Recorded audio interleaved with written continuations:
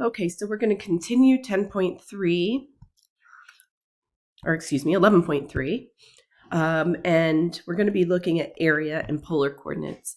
So if you recall, for area of a sector, way back in pre-calc, actually, we used this formula, 1/2 r squared times theta, where r is the radius and theta is the central angle measured in radians. So if we replace theta by the differential d theta, we get dA is equal to 1/2 r squared d theta, which means in order to get the area, we're going to integrate that. So we have the area from alpha to beta, 1/2 r squared d theta. Of course, r is equal to the function. So 1/2 f of theta squared d theta. What if it's between two polar curves?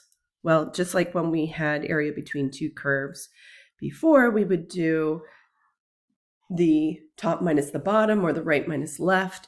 In this case, when we have r, just think r2 is further away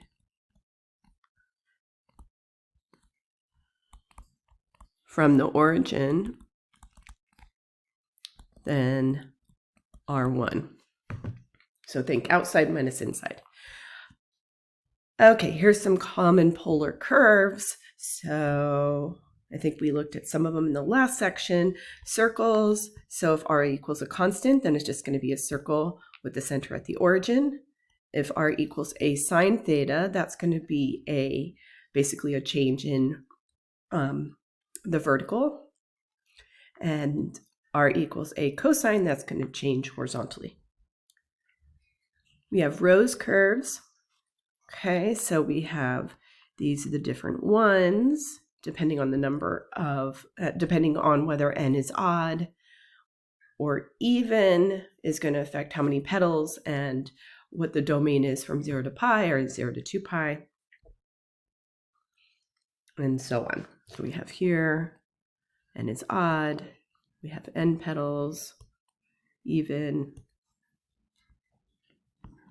and then Limousin curves, we have these formats.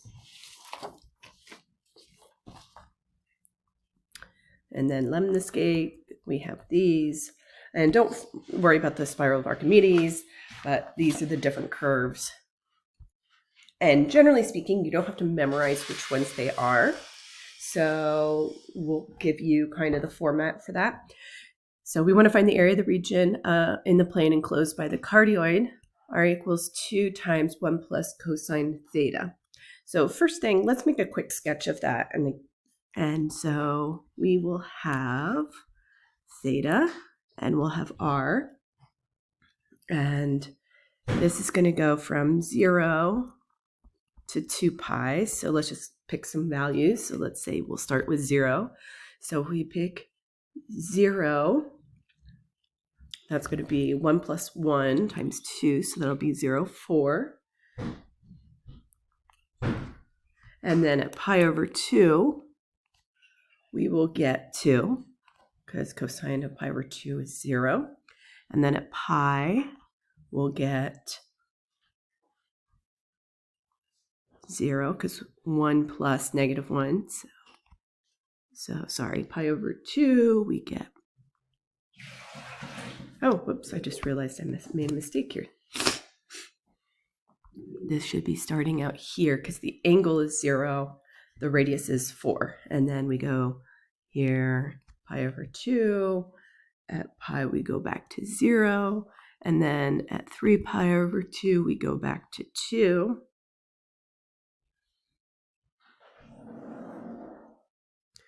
And then at 2 pi, we bend back at 4. So it kind of looks like, that's a bad drawing, but you can probably graph it on your calculators and get a good idea. So let's see, our formula for the area is 1/2.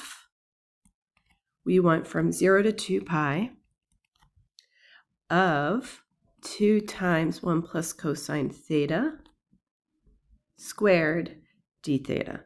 And you don't have to do this by hand. This is all just going to be done on a calculator. And we get about 18.849.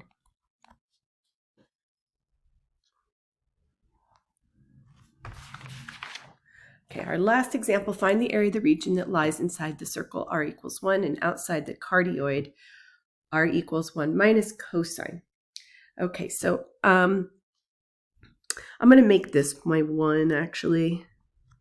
And so I have a little bit more space here to work with. So let me draw the circle with radius 1. And now let's do the cardioid. So let's plot some points here. So if I plug in 0, I get 0. Let me use a different color. If I plug in pi over 2, I get 1. If I plug in pi, I get 2. So actually I'm going to go out to here. And then at 3 pi over 2, I get 1. And at 2 pi, I get 0. So it's going to look like,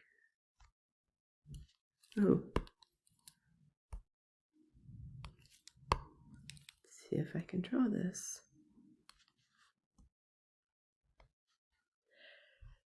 Not the best drawing again, but this is the region we are looking for.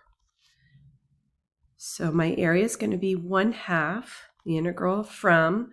So when I want to evaluate this, I want to look at this realistically. And so I actually want to use the interval from negative pi over 2 to pi over 2 to capture that shaded region. So negative pi over 2 to pi over 2, because using, it wouldn't make sense to go from, for example, wouldn't make sense to go from pi over 2 to 3 pi over 2. That wouldn't make sense. Or even 3 pi over 2 to pi, like those and limits of integration don't make sense. So that's again why we use negative pi over 2 to pi over 2. And then we want to do the outside, or the one that's further away from the origin. So that will be r1 squared minus 1 minus cosine theta squared d theta. Again, we're going to do that on the calculator, and we get 1.215.